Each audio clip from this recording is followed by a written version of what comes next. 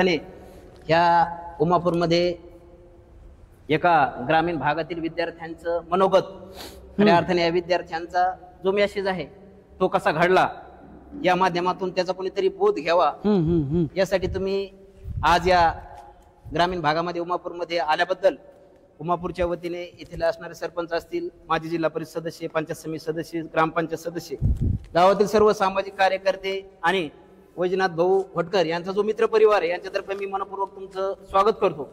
खऱ्या अर्थाने धन्यवाद. आपण जर एमबीबीएस म्हटलं तर एक काळ असा होता की एमबीबीएस म्हणजे ठराविक, म्हणजे जे उच्च घर होते, जे डॉक्टर असतील, वकील असतील, इंजिनियर असतील, यांच्या पोटी जन्म घेणारा मुलगा हा एमबीबीएस होतो अशी काही धारणा होती. बरोबर. परंतु अलीकडच्या काळामध्ये ग्रामीण भागातील मुलांमध्ये खूप चांगल्या प्रकारची गुणवत्ता आहे. फक्त त्या गुणवत्तेला जोपासण्यासाठी, त्या गुणवत्तेला मार्ग देण्यासाठी तुमच्यासारखे माणसं जिवंत आहेत. खऱ्या अर्थाने आता तुम्ही सांगितलं की तुमचं नाव भास्कर आहे. भास्करला जर समानार्थी शब्द म्हटलं तर सूर्य काय करतो, पूर्वेला उगवतो आणि दिवसभर प्रकाश देण्याचं काम करतो. या व्यक्तीकडे पाहिल्याच्या नंतर स्वतः एमबीबीएस होऊन आपल्या संभाजीनगरच्या घाटी रुग्णालयामध्ये बऱ्याच वर्षे त्यांनी चांगल्या प्रकारची सेवा दिली. परंतु रोग्याची सेवा देण्यापेक्षा मी एकटा सेवा देतो, परंतु या महाराष्ट्रामध्ये माझ्यासारखे असंख्य रवी, असंख्य भास्कर या महाराष्ट्राच्या मातीमध्ये आहेत आणि त्यांचा सूर्यप्रकाश ग्रामीण भागामध्ये देण्यासाठी त्यांच्या माध्यमातून त्यांचं जे AIB PCMB हा क्लासेस आहे, खरं तर मी मनपूर्वक तुम्हाला धन्यवाद देतो की तुम्ही या माध्यमातून गेल्या कित्येक वर्षापासून संभाजीनगर सारख्या ठिकाणी कित्येक MBBS घडविले. आज जर यांचा भटकर परिवाराचा इतिहास पाहिला तर ते प्रॉपर खळेगावचे आहे. त्यांचे वडील या ठिकाणी आदरणीय एकनाथ भाऊ आहे. 24 तास कष्ट करणं हाच त्यांचा एकमेव उद्देश आहे. वैजनाथ भाऊ भटकर यांनी काही दिवस ऊसतोडीचं काम केलेलं आहे, परंतु ऊसतोडीचं काम करता करता त्यांनी टू व्हीलरची देवाणघेवाण टू व्हीलरच्या याच्यामध्ये पडली आणि त्यांचं नाव पूर्ण तालुक्याला माहित आहे. आणि हे करता करता मला असं वाटतं त्यांनी स्वप्नात देखील पाहिलं नसेल की माझ्या पोटी म्हणजे MBBS डॉक्टर होईल. खऱ्या अर्थाने मुलांना जन्म देणं हे काही अवघड नाही. आज आपण परिसरामध्ये पाहिलं तर कित्येक मुके प्राणी देखील प्रजनन करून मुलांना जन्म देतात, परंतु मुलांना जन्म देऊन त्यांना चांगल्या प्रकारचे संस्काराच्या व्यतिरिक्त चांगल्या प्रकारचे सुसंस्कार देणं हे खूप महत्वाचं आहे. मला असं वाटतं ते एक उत्कृष्ट शेतकरी आहेत, उत्कृष्ट व्यावसायिक आहेत आणि खऱ्या अर्थाने या गेवराई तालुक्यातील एक आदर्श पालक म्हणायला हरकत नाही. कारण त्यांची एक दिदी आहे ती BHMS नांदेड या ठिकाणी करते. दुसरा मुलगा देखील त्यांचा 12वी मध्ये चांगल्या प्रकारची तयारी करत आहे आणि त्यांचा जो मुलगा आहे कृष्णा, तुमच्या माध्यमातून अतिशय चांगल्या प्रकारचे गुण त्यांनी मिळविलेले आहे. याच्याबद्दल खरोखर मनपूर्वक संपूर्ण गावकऱ्यातर्फे मी सुभाष काळे सर समाजसेवक त्यांचं मनपूर्वक धन्यवाद देतो. आणि खऱ्या अर्थाने डॉक्टर बाबासाहेब आंबेडकरांनी सांगितले की शिक्षण हे वाघिणीचे दूध आहे. खऱ्या अर्थाने ते वाघिणीचं दूध आहे. त्यांनी काही शेळीचं गाढवाचं म्हटलं नाही. तो प्राशन केला तर नक्कीच तो माणूस कुरकुरल्याशिवाय राहणार नाही. या माध्यमातून नक्कीच संपूर्ण गेवराई तालुक्या नव्हे बीड जिल्हा निश्चितपणे ग्रामीण भागातील आपल्या मुलांना शिक्षणाचं बाळकडू पाजल्याशिवाय राहणार नाही. मान्य आहे, शिक्षणाचा जो वृक्ष आहे हा लावत असताना त्याचे जे मुळं आहेत हे सुरुवातीला कडू असतील, परंतु त्याला जे येणारे फुलं आहेत, त्याला जे येणारे फळं आहेत हे निश्चितच गोड असतील. त्याचा सुगंध म्हणजे खूप काही लांबवर पसरल्याशिवाय राहणार नाही. एवढंच मी या ठिकाणी बोलतो. आणि खऱ्या अर्थाने तुफानातील दिवे अगदी शीर्षक देखील तुम्ही खूप दिलेले आहे. ग्रामीण भागामध्ये मला वाटतं हे शीर्षक अगदी मार्मिक ठरतंय. कारण तुफानातील दिवे, वामनदादा कर्डकने यांचं हे वाक्य आहे तुफानातील दिवे. कारण तुफानामध्ये दिवा लावण्याचं काही म्हणजे इतकं सोपं नाही खऱ्या अर्थाने. आणि जो तुफानामध्ये दिवा लावतो हा शेवटपर्यंत टिकतो. आणि निश्चितच आज कृष्णाच्या माध्यमातून या ठिकाणी तुम्ही जे मार्गदर्शन केलेले आहे निश्चितच त्याचा उपयोग भविष्यामध्ये तो आता MBBS मध्ये चांगल्या टॉप 10 मधील कॉलेजला लागल्याशिवाय राहणार नाही. निश्चितच त्याचा उपयोग समाजासाठी, आपल्या आई वडिलांच्या सेवेसाठी, त्याच्या हातून भविष्यामध्ये चांगल्या प्रकारची सेवा घडावी हीच मी या ठिकाणी मनोमन ईश्वरचरणी प्रार्थना करतो. आणि पुनश्च एकदा मी तुम्हाला मनपूर्वक धन्यवाद देतो की तुम्ही संभाजीनगर ते उमापूर या ठिकाणी आलात. आणि ग्रामीण भागामध्ये मुलांची काय गुणवत्ता असते, त्यांच्यामध्ये काय एनर्जी असते, की एनर्जीला वाट मोकळं करून देण्याचं पवित्र काम तुम्ही करता. पुन्हा एकदा तुम्हाला मी धन्यवाद देतो. थँक्यू. खूप खूप धन्यवाद काळे सर. नमस्कार सर्व पालक आणि विद्यार्थी मित्रांनो, मी आहे doctor Bhaskar Shinde, AIB classes Chhatrapati Sambhajinagar. स्वागत आहे तुमचं हा आगळावेगळा कार्यक्रम आहे ज्याचं नाव आहे तुफानातील दिवे संघर्षाकडून अस्तित्वाकडे. सर जे बोलले त्यामध्ये मी 100% सहमत आहे. ग्रामीण भागामध्ये अतिशय गुणवंत आहे, म्हणजे टॅलेंट आहे. भगवंतानी ज्यावेळेस बुद्धी दिलेली आहे, असं श्रीमंतांनाच दिली गरिबांना नाही असं काही नाही, सर्वांना सारखा ब्रेन दिलेला आहे. पण तो ब्रेनचा वापर, त्या मेंदूचा वापर कोणी कसं करताय त्यावर सगळ्या गोष्टी डिपेंड आहेत. आणि कृष्णाने खूप मेहनत केली, मी त्याला खूप जवळून बघत आहे. ज्यावेळेस त्याचा तो रिझल्ट लागला म्हणजे त्याला इतका आनंद झाला होता. आणि एका शिक्षकाचं काय असतं की त्याचा विद्यार्थ्याला आनंद झाला, त्याच्या विद्यार्थ्यांना जर यश मिळालं तर त्या शिक्षकाला त्याच्या एवढं समाधान ह्या जगामध्ये काहीच नाही. मी कृष्णा बाबतीत बोलल, आता एक मूवी येऊन गेला 12th फेल नावाचा, त्यामध्ये एक रिस्टार्ट नावाचं गाणं होतं. हा असली रिस्टार्ट आहे, रिअल, तो पण रिअल लाईफमध्ये जाय. ते IPS मनोज शर्मा आहेत आणि हा कृष्णा होतकर आहे. हा पण खूप मोठ्या लेवलला जाईल, मेहनती आहे. आणि जोपर्यंत म्हणजे सर्व समाजातल्या घटकातील माणसं डॉक्टर बनत नाही तोपर्यंत पूर्ण समाज पुढे जाणार नाही. हा उद्याच्याला येईल, बीडमध्ये गेवराईमध्ये सेवा देईल, याचा आपल्यालाच फायदा असतो. आपला माणूस डॉक्टर बनणं ही खूप मोठी गोष्ट आहे. मला माहीत आहे, मी ते सगळं जगलो आहे, माझं पण MBBS झालेलं आहे.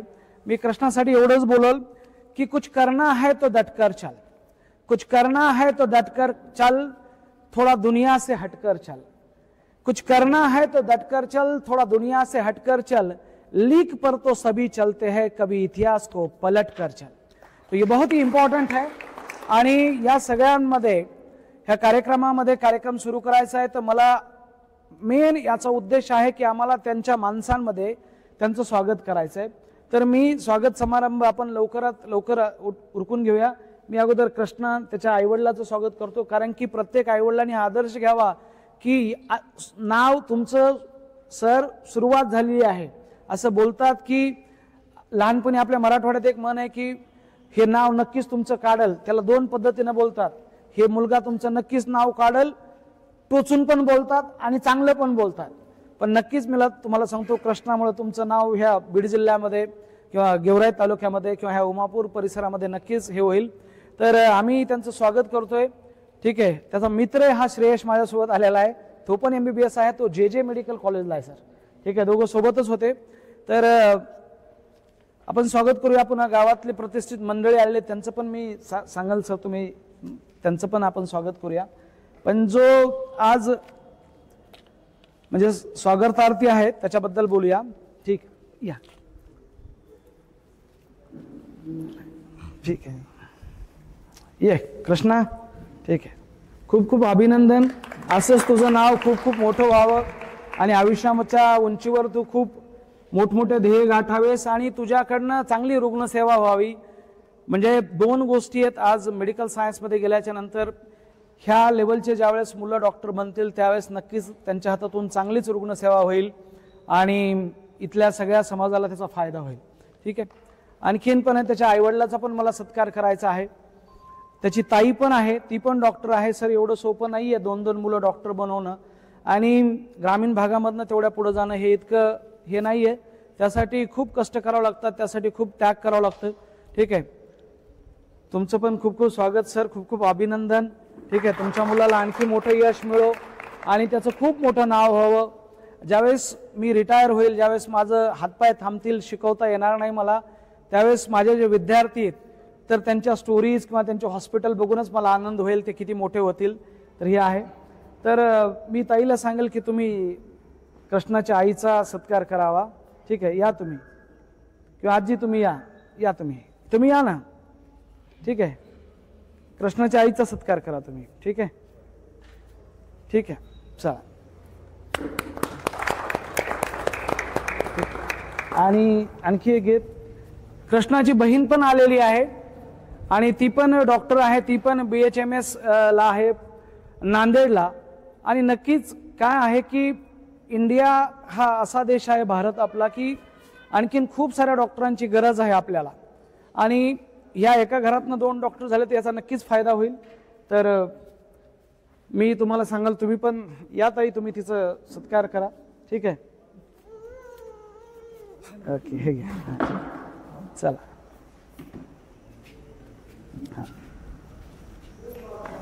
खूप खूप अभिनंदन. थोडंसं हार तसेच ठेवायचे तर असू दे बेटा, असू दे. थोडे हार एक फोटो घेऊस तर तुम्हाला तसे ठेवायचे गळ्यामध्ये. ठीक आहे, 2 मिनटं मला एक फोटो घेऊस तर.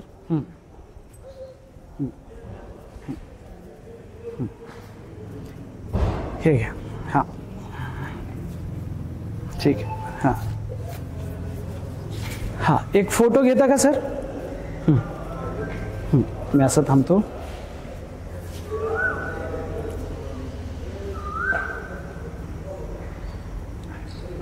ठीक आहे, थँक्यू थँक्यू सर. तुम्ही यायचं आहे आणि गावातील जे मंडळी आहेत त्यांचा पण आपल्याला हे करायचं आहे. सरांनी नियोजन केलेलं आहे त्याचं. हां हां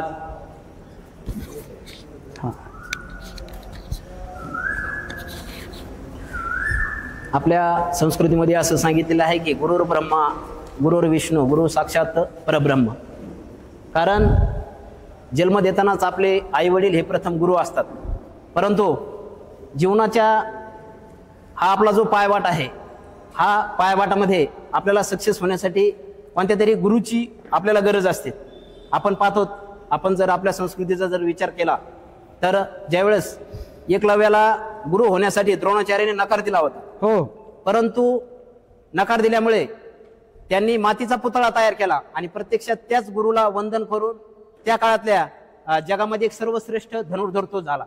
निश्चितपणे कृष्णाच्या जीवनामध्ये मला असं वाटतं की मार्गदर्शकाची खूप गरज असते, गुरुची खूप गरज असते.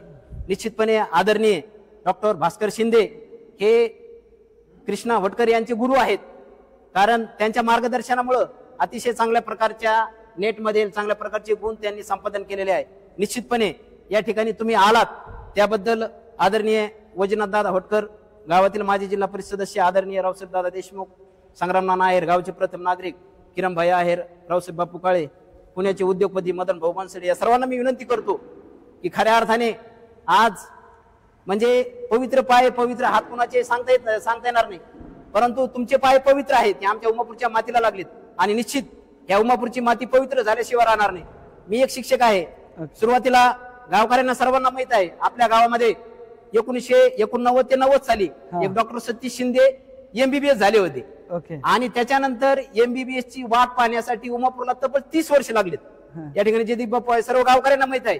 म्हणजे MBBS हे काही मानव तितकं तोंडाच्या भात पोळे नाही, त्याच्यासाठी खूप अथांग कष्ट करावं लागत आहेत. कष्ट करण्याची तयारी असावी लागते. बऱ्याच पालकांना वाटते की मोठमोठ्या क्लासेस मध्ये टाकले म्हणून मुलं सक्सेस होतील, परंतु हे साफ खोट आहे. त्या मुलांची गुणवत्ता पाहिजे, त्याची संघर्ष करण्याची तयारी पाहिजे, आई वडिलांचं प्रोत्साहन पाहिजे आणि सगळ्यात महत्वाचं म्हणजे अतिशय चांगल्या प्रकारचे क्लासेसचं मार्गदर्शन पाहिजे. या क्लासेसच्या मार्गदर्शनामधून निश्चितपणे तुम्ही कृष्णाला यशाच्या उंच शिखरावर नेऊन ठेपलेला आहे. सर्व मी गावकऱ्यांना विनंती करतो की पंचायत समिती सदस्य अजय पापावटी, सर्व गावकऱ्यांना विनंती करतो की अशा या आगळ्या वेगळ्या व्यक्तिमत्वाची तुफानातील दिवे या माध्यमातून ते आपल्या उमापूरमधीलच प्रॉपर जरी खळेगावचे असतील तर आता गेले कित्येक वर्षापासून वैजनाथ दादा उमापूरमध्ये स्थायिक झालेले आहेत. आणि असं गावामध्ये खूप मोठं नेटवर्क त्यांचं आहे. सर्वांच्या सुखदुःखामध्ये सामील होण्याचा त्यांचा जन्मता स्वभाव आहे. सर्वांनी गावकऱ्यांनी आणि सर्व त्यांचे वडील आहेत, खळेगावचे सरपंच खरे मामा आहे, सर्वांना विनंती मी करतो की खऱ्या अर्थाने आपण डॉक्टर शिंदे सरांचं सर्वांनी स्वागत करावं सर्व गावकऱ्यांतर्फे. Thank you thank you. सरपंच वरी या ना, तुम्ही या वरी या सर, या शालणार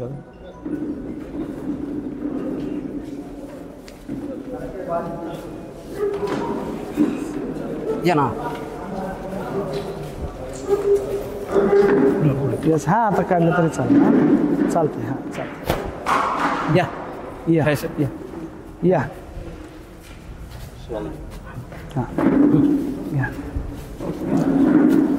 थँक्यू धन्यवाद. धन्यवाद. Okay, thank you. असं या असं ग्रुपने या. इकडनं या तुम्ही, इकडनं या.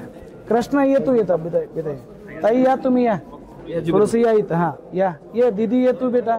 हा ये, हा ये, हा घेता येईल ना. हा या. नाही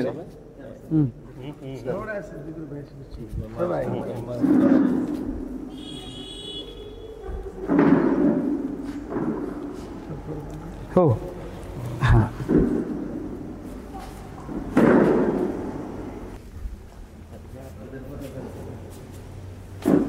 सर्वांनी टाळ्या वाजवायला हव्यात. ह्या गोष्टी आठवत राहतील ज्यावेळेस तो अभ्यास करेल, चांगल्या मेडिकल कॉलेजला जाईल, की आपल्याला गावानी आपला सत्कार केला होता. ह्या गोष्टी सगळ्या आठवत राहत असतात विद्यार्थ्याला. ठीक आहे.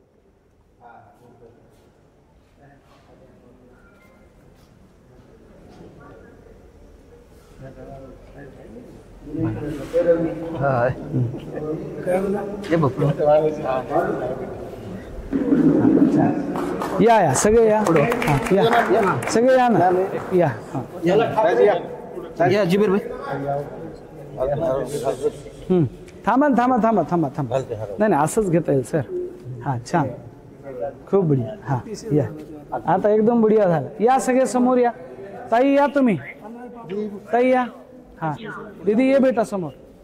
या या या. हा हा ठीक आहे.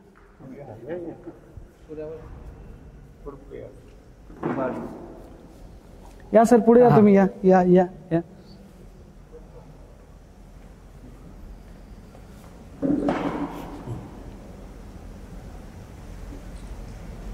ठीक आहे, थँक्यू. चला चला ठीक. बस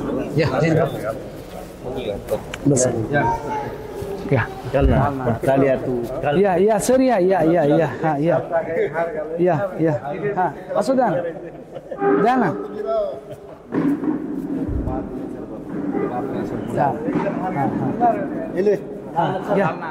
या ना. या या या.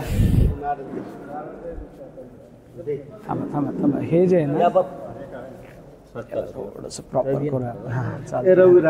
हा हा हा ठीक आहे. या इथं या असं या.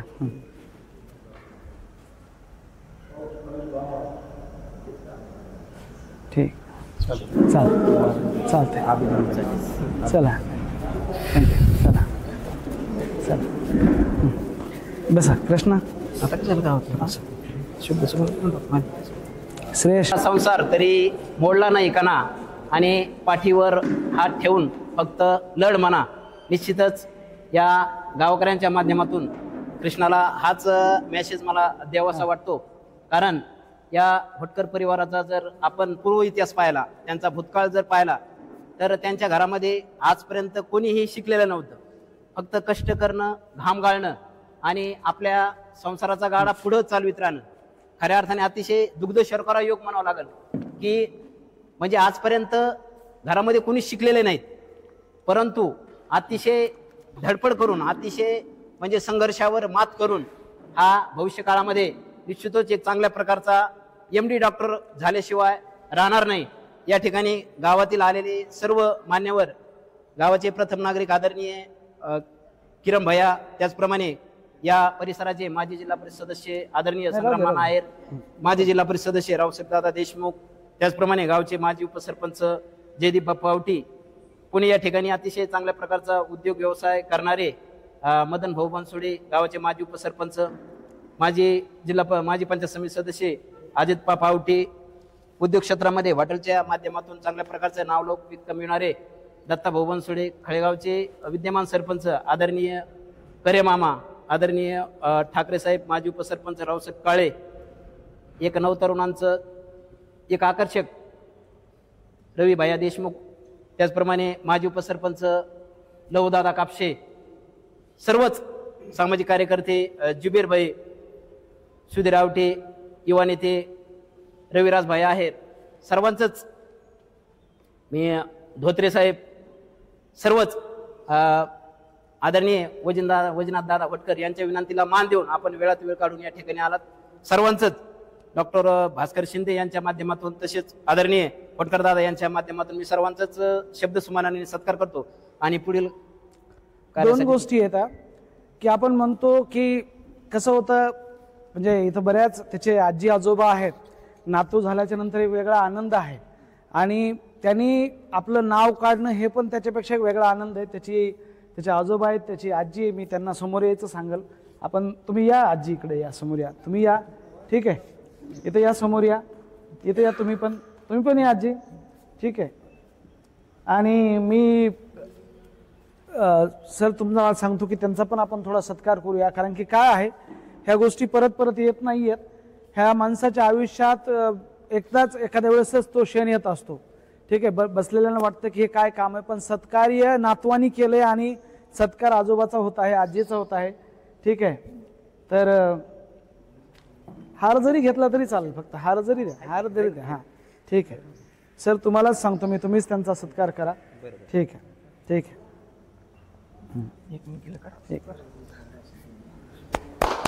ठीक आहे.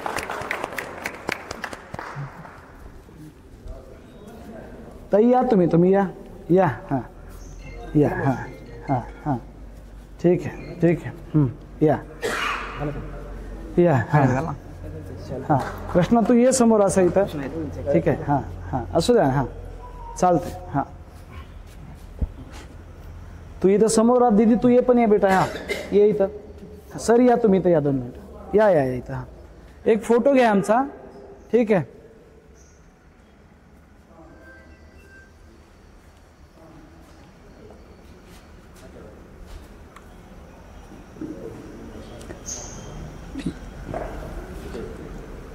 ठीक आहे, धन्यवाद. बसून घ्या.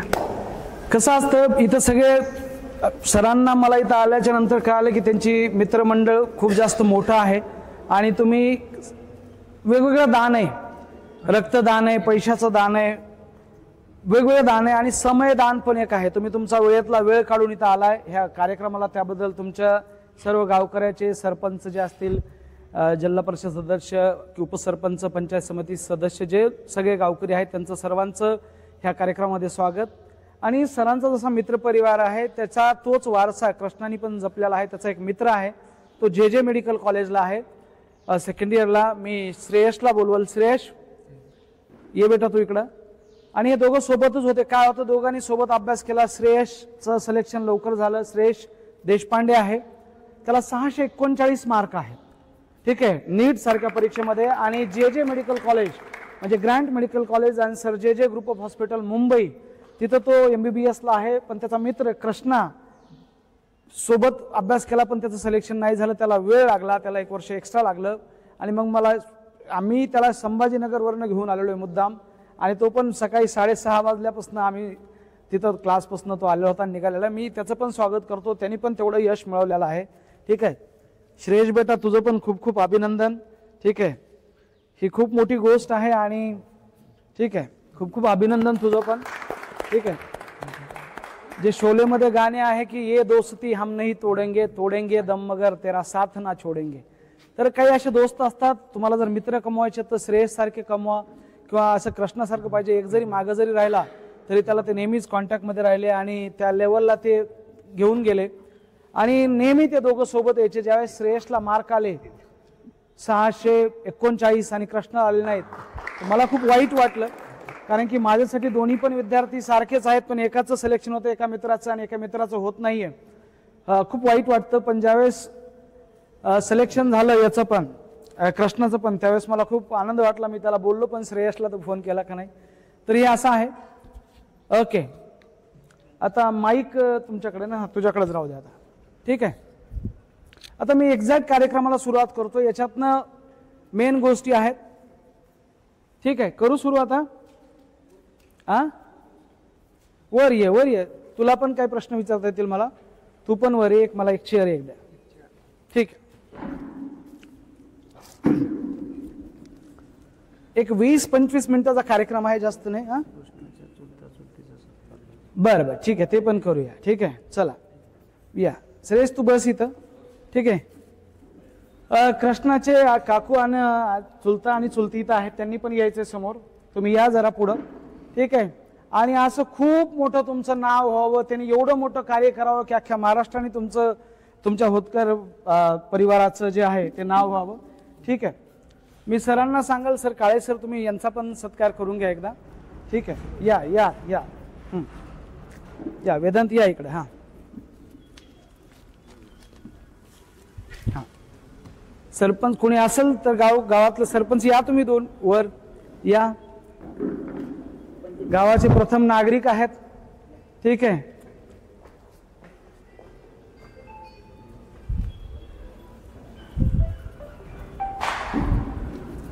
ओके.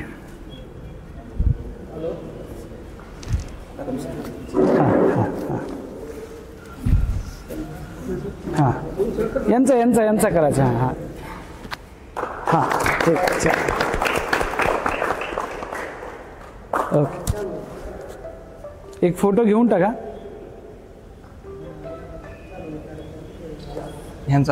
हां ठीक आहे. तुमचं खूप खूप अभिनंदन, खूप खूप आणि तुम्हा सगळ्यांना तुमच्या परिवाराला आणखी शुभेच्छा. त्याचं नाव आणखी मोठं व्हावं. ठीक आहे. तर 1 मिनिट. शब्दांनीच मी करतो, हे खूप मोठी गोष्ट आहे. शब्दांनीच मी त्यांचा सत्कार करतो. कृष्णामुळं आणि तुमच्या घरात आणखीन त्याचे जे छोटे बंधू असतील किंवा तुमचे जे मुलं असतील त्याच्याच मार्गावर चालावेत आणि त्यांनी पण असं खूप मोठं यश मिळवावं. ठीक आहे, आपण बसून घ्या, स्थानापन्न व्हा. हा जो कार्यक्रम आहे तुफानातील दिवे, संघर्षाकडून अस्तित्वाकडे, ज्यामध्ये नीट मधील जे गुणवंत विद्यार्थी आहेत त्यांच्या संघर्ष गाथा आहेत आणि ही संघर्ष गाथा क्रमांक 5 आहे आणि ही अतिशय महत्वाची आहे. माझ्या म्हणजे एकदम हृदयाच्या जवळची आहे. कृष्णाला मी खूप दिवसापासून बघतोय. मला नेहमीच वाटायचं कृष्णासारखे मुलं, मी डॉक्टर होणं खूप गरजेचं आहे. मी ज्यावेळेस MBBS झालो, मी पण परभणी जिल्ह्यातला आहे, पाथरी तालुक्यातला आहे, खेडेगावातून आलेला आहे आणि ते जे यश मिळवले, मला वाटायचं की माझ्यासारखेच माझे पण विद्यार्थ्यांनी ते यश मिळवावं. आणि कृष्णा ज्यावेळेस तो आला आणि म्हणला की सर तुम्ही कुठे आहेत, मला तुम्हाला भेटायचं आहे, आणि मग तो रिझल्ट आला, मला खूप आनंद झाला. तर मला कृष्णाला प्रश्न विचारायचा आहे. कृष्णा, तुझं नाव सांगशील, तुझं स्कूल आणि हे एकदा परिचय देशील तू आपल्या ऑडियन्सला? माझं नाव कृष्णा वैजनाथ पटकर. हां, आवाज थोडा मोठा पाहिजे. राहणार खळगाव, तालुका गेवराई, जिल्हा बीड. माझं शिक्षण 1ली ते 4थी मी जिल्हा परिषद शाळा खळेगावमधून केलं आणि 5वी ते 10वी पर्यंत मी गेवराईला गेलो. तिथं सेंट जोसेफ स्कूल म्हणून आहे, तिथं मी 10वी पर्यंत शिक्षण केलं. आणि नंतर मग संभाजीनगरला 11वी-12वीचे क्लासेस लावले. मग तिथंच तयारी केली. ओके. बीड जिल्हा महाराष्ट्रामध्ये वेगवेगळे शहर प्रसिद्ध आहेत, पण बीड जिल्ह्याची बरोबरी बऱ्याच गोष्टीमध्ये कोणीच करू शकत नाही. हा वेगळा जिल्हा आहे, त्यांनी नेहमीच वेगळी छाप सोडलेली आहे महाराष्ट्रावर, आणि त्याच बीड जिल्ह्यातला हा सुपुत्र आहे कृष्णा. आणि मला सांगायला खूप आनंद वाटेल की कृष्णाला 196 मार्क होते 720 पैकी सुरुवातीला, आणि या 196 वर कुठंच काही मिळत नाही. तो अतिशय नाराज झाला, पण त्यांनी प्रयत्न सोडले नाहीत. तो प्रयत्न करत राहिला आणि आज त्याला 610 मार्क आलेले आहेत आणि त्याला एक चांगलं मेडिकल कॉलेज, गव्हर्नमेंट मेडिकल कॉलेजला त्याला ऍडमिशन मिळेल. कृष्णा, एवढंच सांगायचं की काय संघर्ष आहे त्याबद्दल तू सांगशील सगळ्या पालकांना आणि विद्यार्थ्यांना? ही स्टोरी बरेच जण ऐकतात, हजारो विद्यार्थी ऐकतात. तर काय संघर्ष आहे? कधी वाटलं तुला की डॉक्टर बनायला पाहिजे आणि पुढे काय केलं? सर, संघर्ष म्हणजे सांगता येणार नाही, असा एवढा मोठा संघर्ष आहे. 10वी पर्यंत म्हणजे मला माझं करिअर डिसाईड नव्हतं, म्हणजे मला काय करायचं. माझे जेवढे मित्र परिवार होता ते सगळे म्हणजे असं त्यांच्यापासून कळालं की मला MBBS म्हणजे आहे भाऊ चांगलं काहीतरी असं. तर मी पण म्हणजे माझ्या पण डोक्यात आलं की MBBS व्हायलाच पाहिजे असं. म्हणजे थोडी रिसर्च म्हणजे युट्यूबवर इकडे तिकडे पाहिलं, तर म्हणजे वाटलं जरा म्हणजे ह्याच्यामध्ये काहीतरी वेगळं आहे भाऊ बाकीच्या पेक्षा. तर मला पण परवा वाटलं आणि घरच्यांनी पण फुल सपोर्ट केला. म्हणजे तुला काय करायचं कर म्हणले, आम्ही आहेत म्हणजे असं.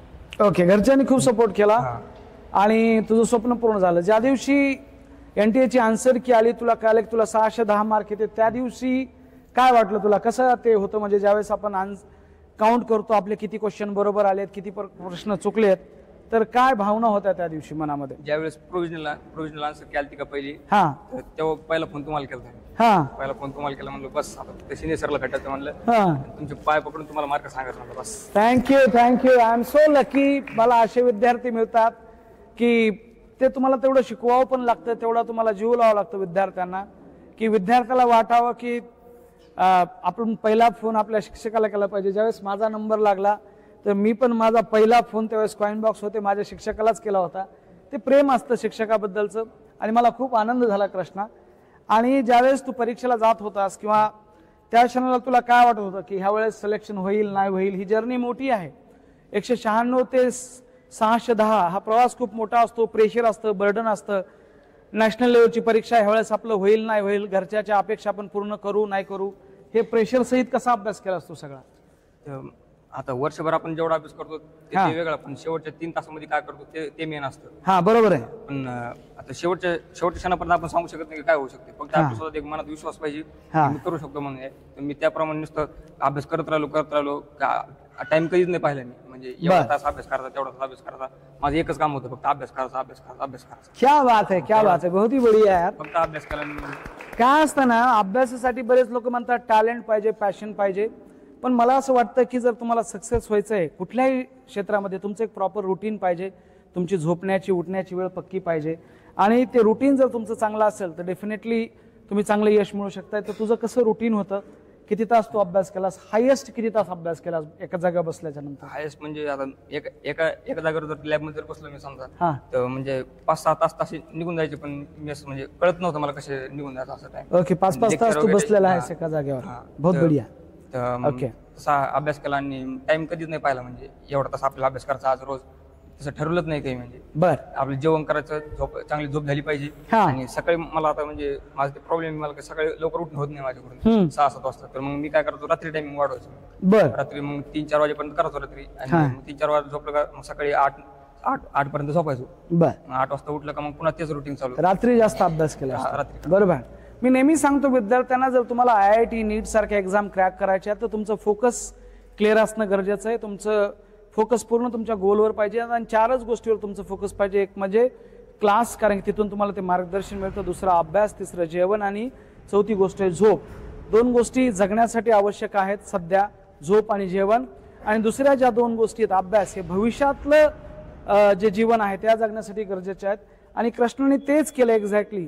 क्लास, अभ्यास, झोप आणि जेवण, आणि त्यांनी एवढं सगळं यश मिळवलेलं आहे. ही खूप मोठी गोष्ट आहे की एखाद्या गावातनं विद्यार्थी एवढ्या मोठ्या लेवलला जाईल. मिनिमम त्याला कमीत कमी छत्रपती संभाजीनगरचं गव्हर्नमेंट मेडिकल कॉलेज मिळेल, एवढं मोठं यश आहे त्याचं. प्लीज कृष्णा बसून घे. मी त्याच्या वडिलाला विचारेल की सर तुम्हाला काय वाटतंय, म्हणजे एक वडील म्हणून एवढा संघर्ष त्यांनी केला, बऱ्याच वेळेस अपयश आलं, आणि अपयश आल्याच्या नंतर माणसाला वाटतं की काय होईल नाही होईल, खचून जातात बरेच मुलं आणि सोडून देतात. पण त्यांनी सोडलं नाही, तो करत राहिला. आज तुमची काय भावना आहे? आज एवढ्या सगळ्या गावकऱ्यासमोर तुमचा सत्कार होत आहे, तर तुम्ही 2 शब्दात व्यक्त करा की तुम्हाला काय वाटतंय वडील म्हणून. माझी भावना म्हणजे एकच आहे की माझी जी काय आतापर्यंत कष्ट केले मी, त्याची आज चीज झालं. क्या बात आहे, बहुत बढिया. हे महत्वाचं आहे. जी पण आतापर्यंत जी आपण मेहनत केली, रात्रंदिवस झगडलो, रात्रंदिवस संकटाला सामोरे गेलो, त्याचं आज एक चीज झालं. त्याचं चीज झालेलं आहे आज. त्याचं कुठतरी आज भगवंताने ते रिटर्न मध्ये दिलेलं आहे, असं आहे. बर, तुम्ही काय सांगताल? खूप सारे पालक इथं बसलेले आहेत, तुम्हाला हजारो पालक तिकडं ऐकत आहेत युट्यूबवर.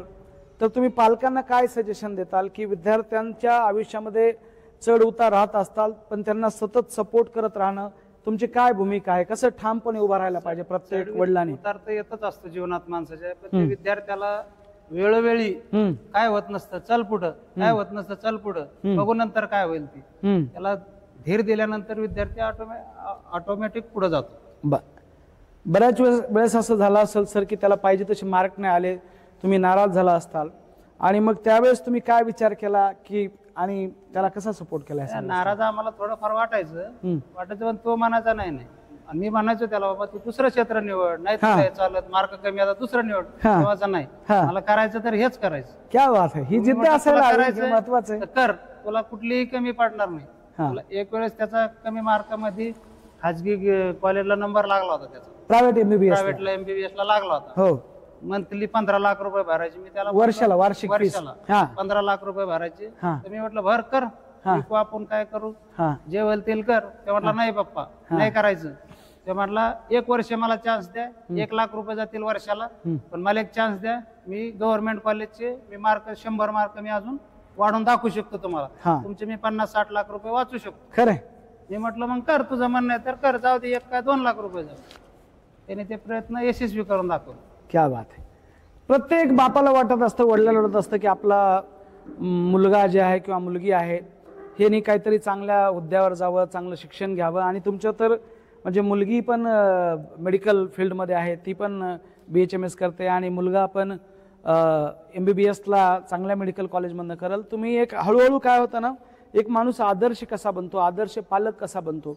आपण कधी कधी आयुष्याचं सक्सेस सुद्धा मुलाच्या जर्नीमध्येच बघत असतोय, आणि ही खूप मोठी गोष्ट आहे. आजकाल जे डिस्ट्रॅक्शन आलेले आहेत, मोबाईल वगैरे आलेले आहेत, ह्या सगळ्या गोष्टीला कंट्रोल करून पूर्ण मुलावर फोकस करणं आणि संघर्ष तर प्रत्येकाच्या आयुष्यात आहेत, त्याला चांगल्या लेवलला घेऊन जाणं हे पण खूप मोठं पालकत्व आहे आणि तुम्ही ते लिलया पेललं आहे, त्याबद्दल तुमचे खूप खूप धन्यवाद. मी कृष्णाच्या आईला काही प्रश्न विचारेल. हा मला माईक जर मिळाला तर चांगलं होईल. Thank you sir. ताई हां हातात पकडा तुम्ही, हां किंवा त्याचं हातात पकडलं तरी चालेल.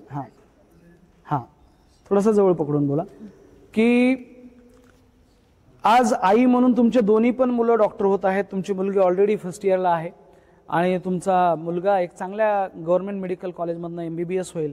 एक आई म्हणून काय भावना आहे, काय मनामध्ये काय वाटते आज? अभिमान वाटतो माझ्या मुलांचा. मला क्या बात आहे, खूप अभिमान वाटतो. माझे मुलं दोन्ही डॉक्टर झाले ना, त्याच्याबद्दल मला खूप अभिमान वाटतो. खूप अभिमान वाटतं. असं कधी वाटलं होतं तुम्हाला की तुमचे दोन्ही पण मुलं डॉक्टर होतील म्हणून? नाही वाटलं, पण माझा मुलगा खूप जिद्दी आहे आणि तो जिद्द हीच दौलत त्याने करून दाखवली आम्हाला.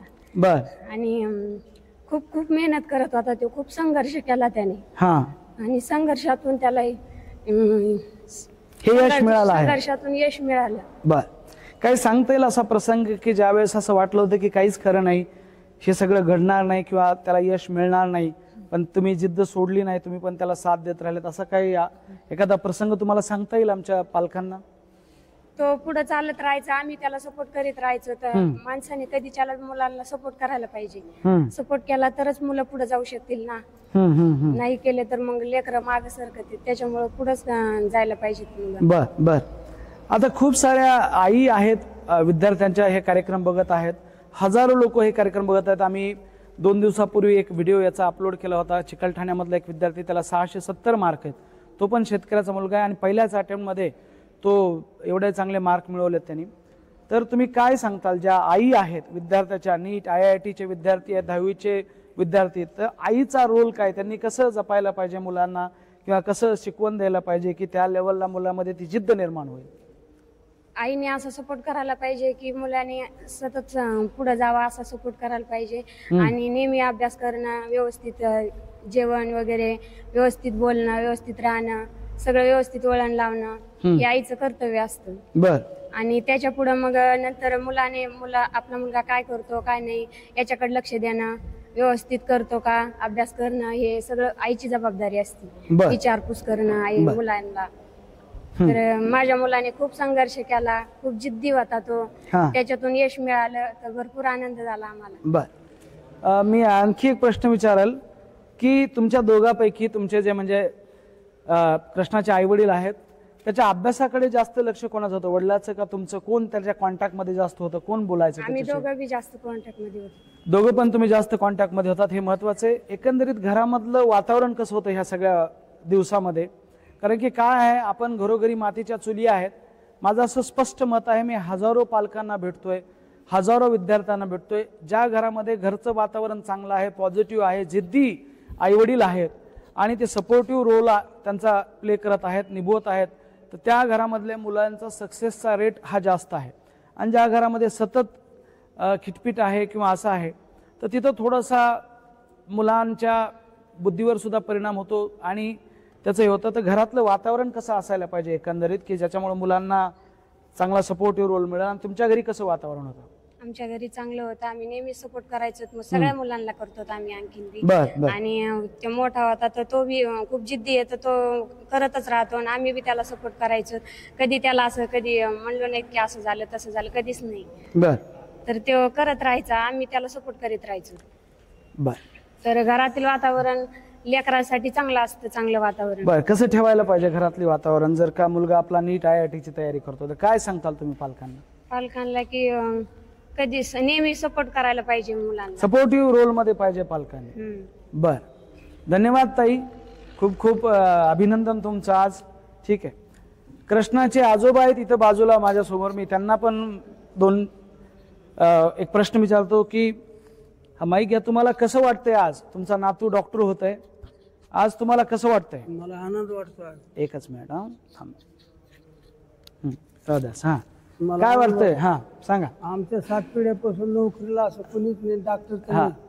आता हे नातून झाला, मला लय आनंद वाटतो. ओके, तुमच्या 7 पिढ्यामध्ये कोणीच नोकरीला नाही किंवा सरकारी नोकरी नाही किंवा कोणीच नाही आणि तुमचा नातू डायरेक्ट एवढी मोठी जगातली सर्वात मोठी डिग्री ही MBBS म्हणजे खूप मोठी डिग्री आहे आणि त्या लेवलला तो चाललाय. तर तुम्हाला त्याचा आनंद वाटतोय? बर, आणखी काय सांगताल तुम्ही त्याला, त्यांनी कशी रुग्णसेवा करायला पाहिजे? त्याला म्हणतच होतो मी, पवासला तर पवस, तर मग पिक्चर सोडून ते दुसरं धर. ते म्हणे नाही मला हे डॉक्टरच व्हाय. दुसरं नाही धरलं त्यांनी काही? आता MD व्हायचं म्हणतो. MD व्हायचं म्हणतो, बरोबर आहे. आज होय, आता काय व्हायचं ते होय. बर, आणि तुम्हाला खूप चांगला आनंद वाटतोय? मला आनंद वाटतो. बर बर बर बर, ते माईक एकदा द्या मला माझ्याकडे. ठीक, कृष्णाची आजी पण माझ्या सोबत आहे. आणि आजी, तुम्हाला कसं वाटतंय तुमचा नातू एवढा मोठा चांगल्या हुद्द्यावर गेलेला आहे, त्याला एवढं चांगलं यश मिळालेलं आहे? एकच मिनिट, हे असं पकडतो मी. बोला ताई, तुम्हाला कसं वाटतंय? आनंद वाटतो आम्हाला. आनंद वाटतंय. आणखी काय बोलताल तुम्ही? तुमचे याच्यात तयारी करताना काही प्रसंग तुम्हाला आठवतात का? तुमचं बातचीत काय व्हायची? आमचे मस्त हाल झालेले तर त्याच्यातून गरिबीतून. काय हाल झाले? तुम्ही काय काय केलेलं आहे आयुष्यामध्ये? काय कष्ट केलेले आहेत? लई कष्ट केले. सांगा ना, सांगा, ते ऐकते सगळे लोक. शेतातले कष्ट केले ना. शेतातले कष्ट केलेले तुम्ही दोघांनी पण? बर, आणि आज तुमचा नातू एक चांगल्या MBBS कॉलेजला जात आहे, त्याच्याबद्दल तुम्हाला चांगला आनंद आहे? आनंद आहे. पण त्या अगोदर तुमचं काय चर्चा असायची? काय बोलायचं तुम्ही? फोनवर तुमचं बोलणं होत असेल किंवा तो घरी आल्याच्या नंतर बोलणं होत असेल, त्यावेळेस तुम्ही काय सांगायचं त्यांना? त्याचा अभ्यास करीत होता की आम्हाला फोनवर बोलत सुद्धा नव्हता. आता इथून पुढे आनंद झाला, आता बोल ना आम्हाला. बर बर, म्हणजे तो अभ्यासातच एवढा होता की तुमचं जास्त बोलणं वगैरे व्हायचं नाही? नाही. बर बर, ठीक आहे, धन्यवाद. धन्यवाद. ठीक आहे, ठीक, चालतंय. तर ह्या सगळ्या गोष्टी आहेत. आणि एवढंच सांगाल की AIB एक असा क्लास आहे ज्यामध्ये कृष्णासारखे असे कित्येक विद्यार्थी आहे. सुहास इंगळे आहे, तो पण खूप मोठ्या लेवलला त्यांनी यश मिळवलं आहे. मी कृष्णाकडे परत येतोय. आणि कृष्णा, तुला AIB क्लासेसचा काय फायदा झाला? AIBच्या सिस्टमचा काय फायदा झाला? मी जे शिकवलं त्याचा काय फायदा झाला? परीक्षेमध्ये एकदा सांगशील तू? मेन म्हणजे बायोसाठी ना मॅक्झिमम विद्यार्थ्यांना हेच माहित नसतं की NCERT वाचायची कशी. तर तुम्ही आम्हाला शिकवलं की नेमकं वाचायचं कुठं, कशावर लक्ष कुठं द्यायचं ते. आता आपण उदाहरण जर दिलं तर समजा आता ऊस आपण चावून खातो आणि ऊसाचा रस करून पितो, ह्यामध्ये फरक असतो. इझिली तुम्ही आम्हाला ऊसाचा रस करून दिलता, आम्हाला फक्त तो याचं काम होतं आमचं फक्त. बर बर, NCERT ते DNRP वगैरे. DNRPचा खूप फायदा झाला त्याच्यामध्ये. त्याचा फायदा एकंदरीत आपण परीक्षा पण बऱ्याच बाहेर घ्यायचो, बाहेरच्या सेंटरवर. त्याचा कसा फायदा झाला तुला? बाहेरच्या सेंटरवर आपण परीक्षा घ्यायचो त्याचा म्हणजे एन्व्हायरमेंट सगळं एकदम आपलं मेन पेपर जे असतं का त्याच्यासारखंच एन्व्हायरमेंट सगळं वाटायचं की म्हणजे हीच आपली मेन पेपर आहे असं वाटायचं. मग ते पूर्ण तयारी वगैरे सकाळी लवकर उठणं, नीट सारखं सगळं एन्व्हायरमेंट. बरं, आपण बरेच AIB 18 तासाचं स्वाध्यायन म्हणजे डॉक्टर बाबासाहेब आंबेडकर जयंती असेल किंवा छत्रपती शिवाजी महाराज जयंती, गुढीपाडवा, हे जे नॅशनल हॉलिडे आहेत, ह्या दिवशी आम्ही 18 तासाचं स्वाध्यायन असा एक कार्यक्रम घ्यायचो ज्यामध्ये मुलं सकाळी 6 वाजल्यापासून रात्री 12 वाजेपर्यंत अभ्यास करतात. आम्ही त्यांना चहा, नाश्ता सगळ्या गोष्टी प्रोव्हाइड करतो.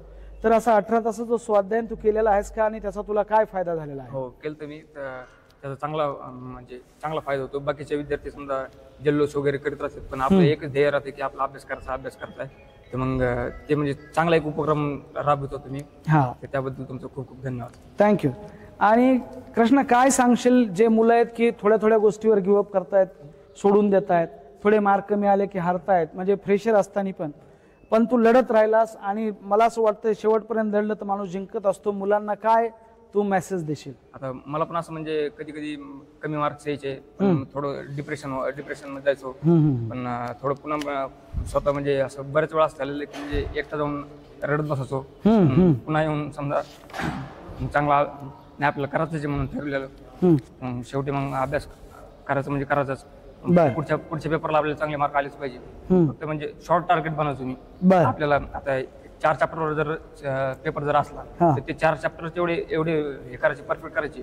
नंतर चालून फक्त 1-2 रिव्हिजन जरी मारले तर म्हणजे त्याचं म्हणजे त्यातलं क्वेश्चन आलेला चुकणार नाही आपला. बर, ठीक. बऱ्याच वेळेस तयारी करत असताना मूड माणसाचा डाऊन होतो, निराशा येते, वाटतं की आपल्याकडून होणार नाही. त्यावेळेस तुझं काय इन्स्पिरेशन होतं? ती गोष्ट काय करायचं असतो की तुला मग परत ताकद यायची आणि परत तू लढायचं, काय इन्स्पिरेशन तुझं कारण समोर? आमच्या पूर्ण परिवारामध्ये शिकलेलं कोणीच नव्हतं. आता हायेस्ट माझे पप्पा शिकलेले होते, ते फक्त 12वी शिकलेले होते. म्हणजे असं ग्रॅज्युएशन तर कोणाचं झालंच नव्हतं. बर. हा. मग आता म्हणले आता इथून पुढे काळाची गरज आहे समजा, कारण आता पुढचं परिवाराला जर पुढे न्यायचं म्हणलं तर कोणाला शिकावं लागणार आहे. तर मग आता ते म्हणजे करावंच लागणार आहे आपल्याला एनी हाऊ. मग ते तसं त्यानुसार मी चालत राहिलो आणि अभ्यास करत राहिलो. मित्रांनी तुझा श्रेयश मित्र आहे तर त्यांनी कशी साथ दिली तुला या सगळ्या जर्नीमध्ये? ते आता मित्र म्हणजे आता ते जीव की प्राण मानावं त्याला, त्यासाठी मित्र भेटणं म्हणजे अशक्य आहे. कारण त्यांनी पण मला फिजिक्स मला बिलकुल जमत नव्हतं आणि त्याला बायो थोडा हार्ड जायचं. मला बायो चांगलं जमायचं, मी त्याला बायो सांगायचो, ते मला फिजिक्स सांगायचा. आणि फिजिक्समुळे त्याच्यामुळे मला म्हणजे बराचसा फायदा झाला फिजिक्सचा.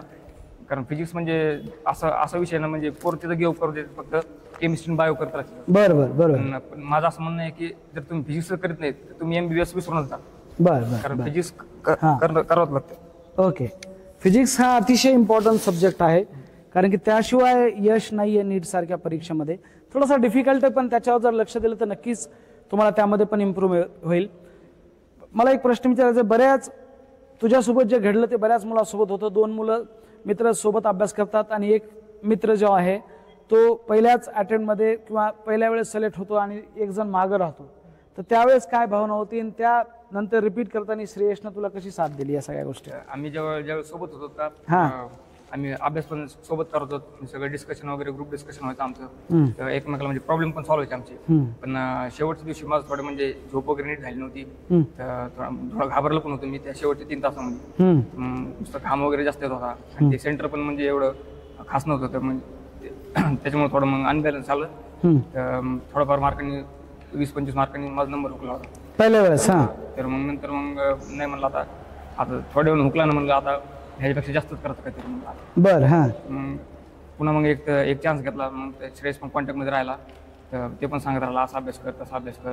त्याच्याकडून मी रेग्युलर डाऊट पण सॉल्व्ह करायचो. फिजिक्सचा काही प्रॉब्लेम असला त्याला फोन करायचो, असं असं काय करू, मग ते सांगत असं कर तसं कर. मग चांगला फायदा झाला. चांगला फायदा झाला. काय सजेशन देशील तू विद्यार्थ्यांना की कसं लढत राहायला पाहिजे शेवटपर्यंत? फक्त मार्क किती कमी जरी आले तरी फक्त खातायचं नाही, स्वतःवर विश्वास ठेवायचा. स्वतःचा विश्वास ठेवायचा, आई वडील समोर ठेवायचे. बाकी सगळं म्हणजे आपोआप होते. फक्त संघर्ष करत राहायचं. संघर्ष करत राहणं हे महत्वाचं आहे.